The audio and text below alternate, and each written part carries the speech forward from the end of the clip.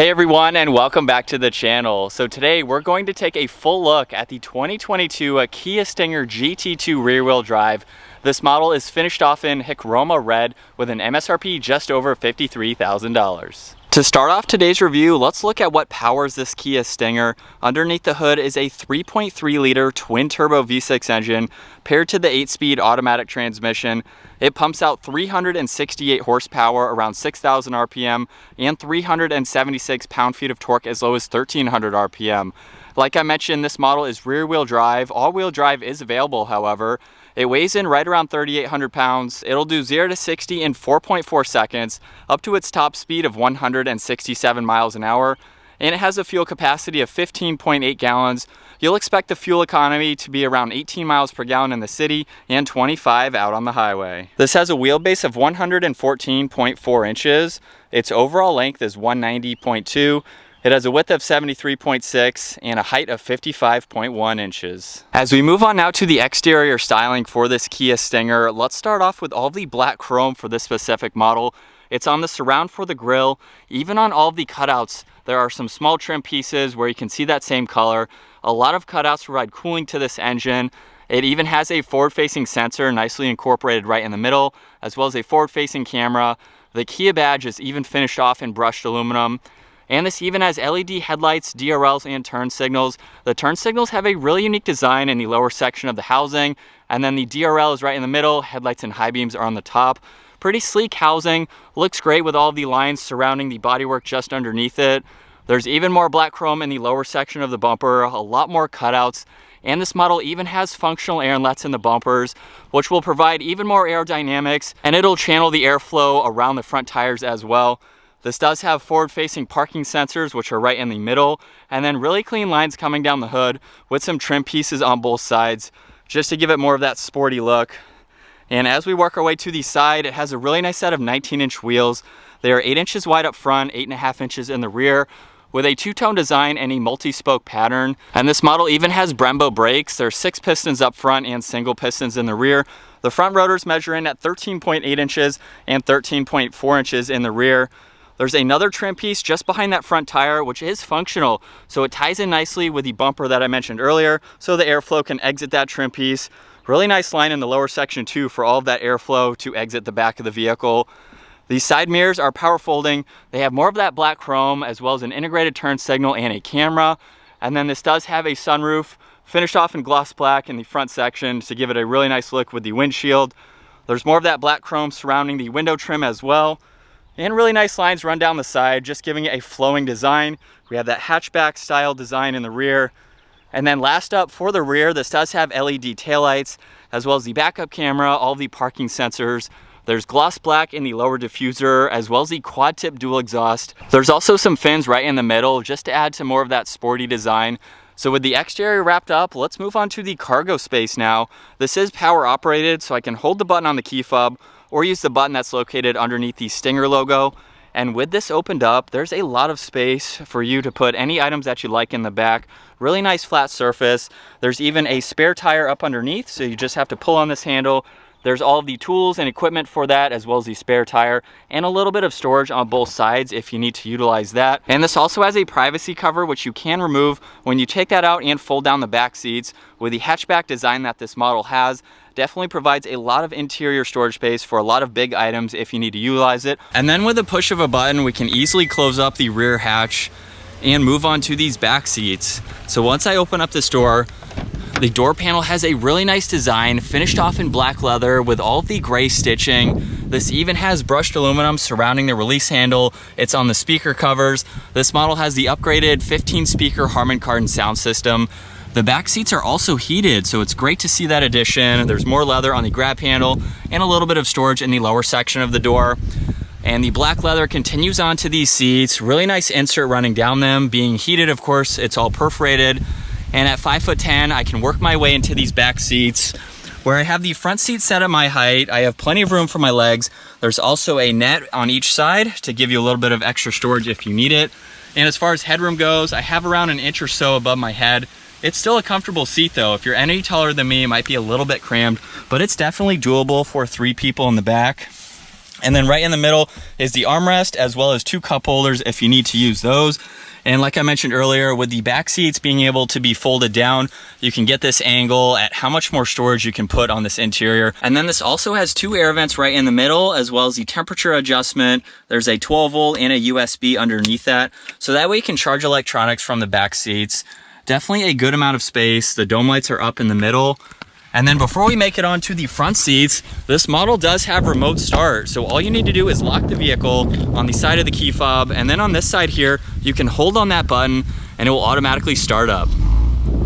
Really cool feature. You can hold on that if you want to shut it off for whatever reason, and then just by unlocking it, you can lock and unlock the vehicle by using this button on the door handle. The door panel is just like the rear one, of course, with the addition of all of the window controls, these side mirror adjustments, as well as the power folding side mirrors. There's more brushed aluminum around all the memory seating adjustments. Same release handle, of course, and a lot more storage in the lower section of the door. And then making our way to these seats, same black leather. GT is also up in the headrest. More of that silver stitching. These are also heated and ventilated front seats. Really nice insert running down them. And of course, they are automatic. So all of those adjustments, even the bolster and lumbar support, are down on the side. And then working my way into these front seats, it's a low car, so it's really easy to get in and out. The door also opens exceptionally wide, so that gives you a lot of space to be able to easily get in and out. And you'll see the steering wheel is covered in solid and perforated leather. Flat bottom design to it with the GT badge and some brushed aluminum. And on the left side is volume and tuning for the radio, Bluetooth and voice commands, along with a favorites button. On the right side is cruise control, all of the adaptive cruise, distance pacing, and even the steering assist. And this even has steering wheel mounted paddle shifters on both sides, finished off in more of that brushed aluminum. But let's fire up this GT2 with my foot on the brake. That button is over on this right side, and we can bring this back to life.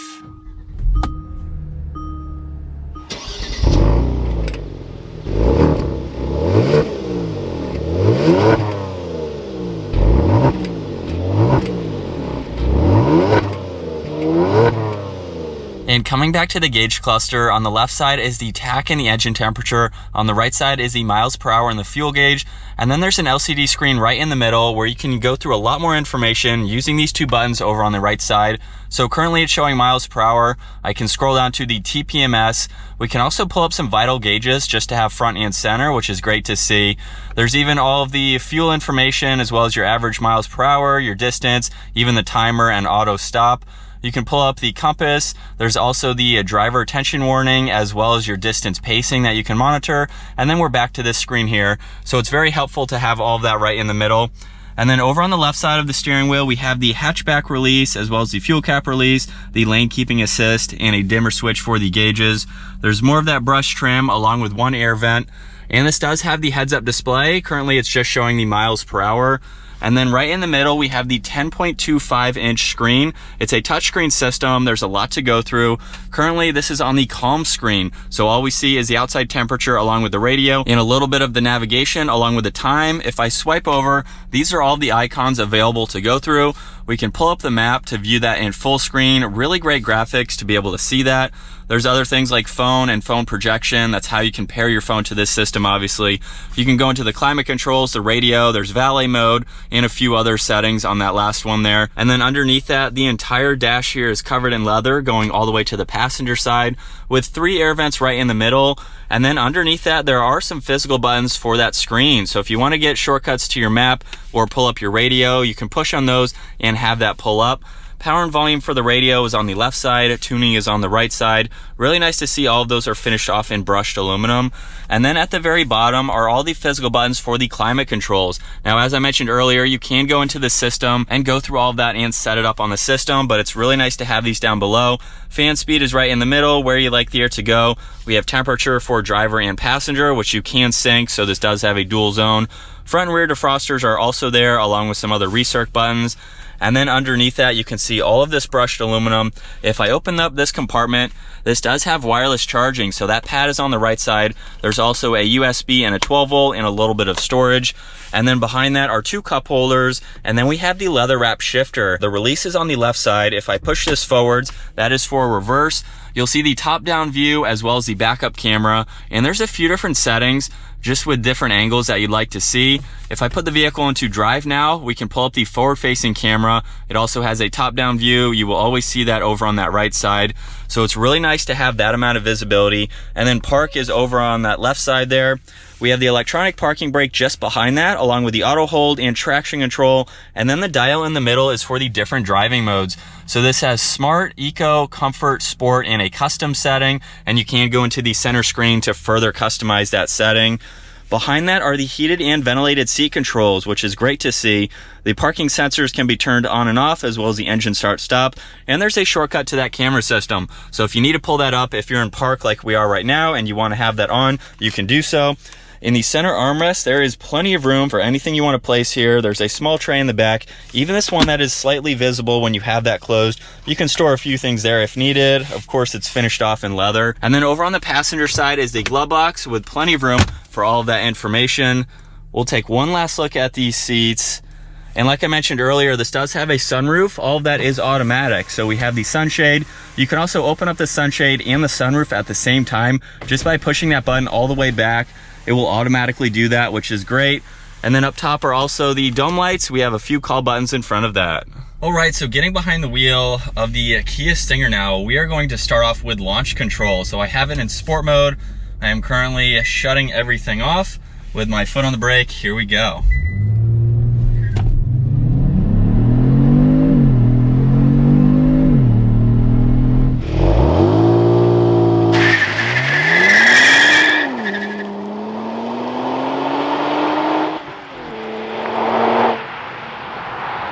And we are up to speed.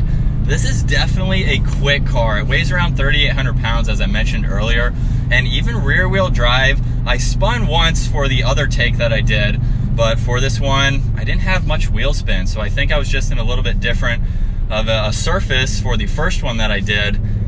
But it's crazy for rear wheel drive how well this can hook, and all wheel drive is optional. So this model that we're in is basically fully loaded minus having the all wheel drive system. So it just depends on if you want a little bit more grip, depending on where you live, if you're going to need that extra traction. But with rear wheel drive, this is a lot of fun. I've had this for a full week. We did some mountain driving in it, so if you want to see more performance-oriented driving, check out those videos. Those will be down in the description below. There's only so much I can do right now for this test drive, but I can talk about everything that we've done with this for the last week. It's honestly been a very, very awesome daily driver, and I've had it more in the city than I have on the highway. And just even merging into traffic in normal mode there, we are up to speed. But it's been really great to drive it around the city. Very comfortable. There's no wind noise, road noise. It's honestly a really good sporty sedan. If you want to call it a sedan, it's more of that hatchback style. But if you're looking for something that does have some performance to it without going 15, 20 grand more with a different brand, this is a really good option. It's very, very practical because you can fit in the back seats, you can fold the back seats down, and then with that hatchback design, you can use this as your only vehicle. There's a lot of interior cargo space if you need to use it for those purposes. But again, if you don't want something that's that next level, maybe you're not doing a lot of mountain type driving or anything like that, but you want some sportiness to your vehicle, the Kia Stinger is a really good option. We have the upgraded Brembo brakes. We have a really good and quick shifting transmission. The suspension isn't quite on par with some other brands, but obviously you're not spending that level for this model. So I really think this is a great car. If you're looking to do a mountain drive maybe once or twice a year, you don't really care about a little bit more performance, this is still a really nice ride. And if you check out the videos that we did taking this in the mountains, it does handle its weight well. Still being, especially being rear wheel drive for this model, it definitely handles well for those types of situations if you're not doing it all the time. And then with these paddles here, it doesn't not put a smile on your face. I mean, we are up to speed just like that, not even getting close to red line, which we were able to do in the mountains. And for the quick twisties that I have right now, even on the gas around this turn, the steering is a little vague even in sport mode. It would be nice to see maybe another higher trim level for the Stinger. I know the Scorpion is out. Maybe it would be cool if they turned the Scorpion into more of a performance-oriented Stinger, maybe a handling package, something just to put it to that next level if that's something that you're interested in. But this is a great vehicle. It's an awesome daily driver, as I mentioned, reasonably priced, right around $50,000, and you can go lower than that, obviously, if you want a GT1 or more of a base model. And I love the fact that with the Kia Stinger, you still get a ton of great technology for the price. This has the adaptive cruise, we have the steering assist, the lane keeping assist, navigation, the wireless charger, as you've already seen, even heated rear seats too. So for the money of this vehicle, you are getting a lot, no doubt. It's definitely fun. It's a sweet car. I'm not trying to knock it in any way, but it's a lot of fun. Let's move on to some other practicalities for daily driving this, like visibility. With the hatchback design, that pillar in the back is a little bulky, but over the last 7 days of driving this, I haven't had any issues with blind spots or any visibility issues. So over that right shoulder, it's a little bit bulky, but I do like that we have glass on both sides of it so you can easily see out. Same with my left shoulder, I can see out of that back window. And so as we switch over to the POV angle, we will do launch control one more time. So everything is off.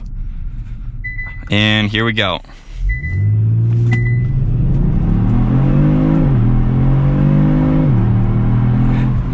And just like that, we are up to speed. It's a really easy system to use. What I've noticed with this Kia Stinger is that while we have all of these performance characteristics, nothing is really configurable. Everything is basically set it and go. So you put it into sport mode, you're ready to go. You put your foot on the brake, you're ready to go. It tells you when to go, when you're ready for launch control to work.